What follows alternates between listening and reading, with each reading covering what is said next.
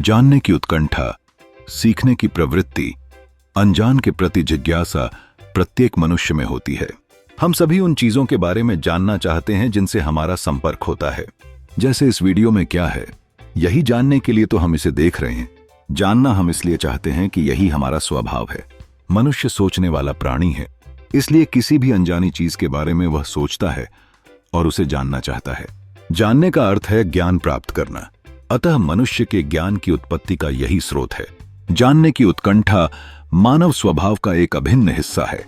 यह जिज्ञासा हमारे सोचने के स्वभाव को दर्शाती है, जिससे हम अनजान चीजों के प्रति आकर्षित होते हैं। यह केवल ज्ञान की तलाश नहीं है, बल्कि यह हमारे अस्तित्व का एक हिस्सा है। जानने और सीखने में ही मनुष्य अपने अस्तित्व की तलाश कर सकता है। मनुष्य का मानसिक विकास इसी खोज से संचालित होता है। हम यह जानना चाहते हैं कि हम जीवन में क्या सीख सकते हैं और इस ज्ञान के माध्यम से, इस शिक्षा के माध्यम से हम अपने ज्ञान के दायरे को कैसे बढ़ा सकते हैं और जिंदगी को कैसे बेहतर कर सकते हैं। साधारणतः हम दुनिया की बहुत ही कम चीजों के बारे में जानते हैं या जानने का प्रयत्न करते हैं। कारण यह है कि हमारे पास न इतना वक्त है, न इतनी बुद्धि की सभी चीजों के बारे में सब कुछ जान जाएं। इसके अतिरिक्त जितनी बातें हमें मालूम हैं, उनमें भी कुछ बातें भ्रमात्मक ही होती हैं। ऐसा ही ज्ञान साधारण ज्ञान है। हमारी जानकारी का दायरा सीमित है, जबकि हमें बहुत सी चीजों के बारे में पता नहीं है। अक्सर हम जितना जानते हैं उसमें कुछ बातें भ्रमित भी होती हैं। इस स्थिति को साधारण ज्ञान कहा जाता है। लेकिन क्या यह सच में ज्ञान है? वास्तविक ज्ञान तभी प्राप्त होता है जब हम किसी चीज के वास्तविक स्वरूप को समझ पाते हैं। साधारण ज्ञान में अक्सर सटीकता, स्पष्टता, निश्चितता की कमी होती है। परीक्षा और मीमांसा, आलोचना और विवेचना के माध्यम से ही हम किसी चीज की वास्तविकता की सही परीक्षा कर सकते हैं, जो हर कोई नहीं कर सकता। अब सवाल उठता है कि क्या ऐसे ही किसी ज्ञान को वास्तविक ज्ञान कहा जा सकता है? किसी भी वस्तु का वास्तविक ज्ञान तो तब होता है जब हम उसका वास्तविक स्वरूप जान ले, अर्थात जो चीज जैसी हो उसको वैसा ही जाने या वैसा ही विचार करें। साधारण ज्ञान में वास्तविकता को हम जानते हैं या नहीं, इसे जानने के लिए परीक्षा और मीमांसा की आवश्यकता होती है। पर यह संभव नहीं है कि कोई सभी बातों की स्वयं परीक्षा या मीमांसा कर ले। इसलिए विश्व के पदार्थों का अलग अलग वर्ग बना दिया गया है। प्रकृति के विशिष्ट वर्गों का सुव्यवस्थित अध्ययन ही विज्ञान कहा जाता है। वैज्ञानिक ज्ञान और साधारण ज्ञान में इसलिए विषय का अंतर नहीं है, दोनों में केवल दृष्टिकोण का ही भेद होता है। साधारणतः हम किसी पदार्थ के कारण, अर्थात क्यों और कैसे की छानबीन नहीं करते। कुछ तो सुनकर, कुछ पढ़कर और कुछ सामाजिक प्रभावों से ही वस्तुओं की प्रकृति स्थिर कर ली जाती है।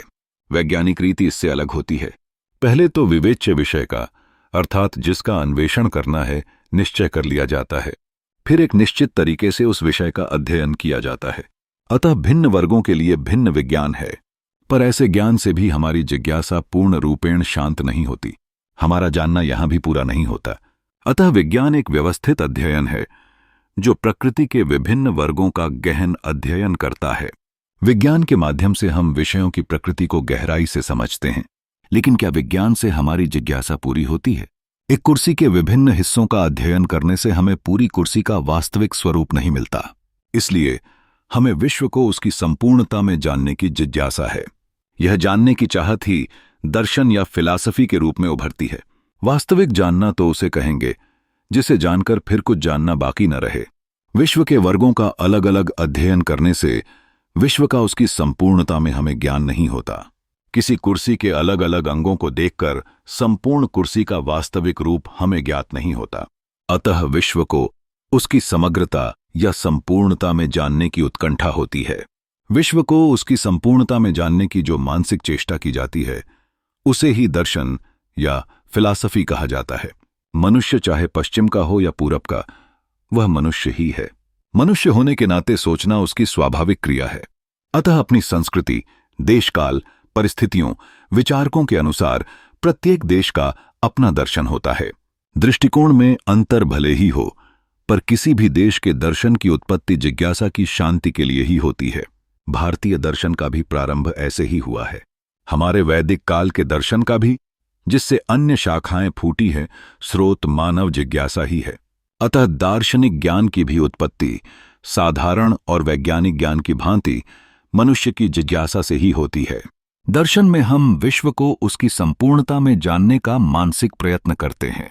चाहे हम पश्चिमी हों या पूर्वी, हमारी जिज्ञासा एक समान है। यही कारण है कि प्रत्येक संस्कृति और देश में अपनी अपनी दार्शनिक खोज होती है। विचारकों की धारणा और सामाजिक प्रभाव भी एक अलग दृष्टिकोण प्रस्तुत करते हैं। भारतीय दर्शन का विकास भी इसी जिज्ञासा से हुआ है, जो वैदिक काल से शुरू होता है। इसलिए दर्शन हमारी मानसिक यात्रा को परिभाषित करता है। यह एक प्रयास है जो हमें विश्व की संपूर्णता में जानने के लिए प्रेरित करता है। ज्ञान की विभिन्न धाराओं की तरह दर्शन की उत्पत्ति भी मानव जिज्ञासा की खोज से होती है।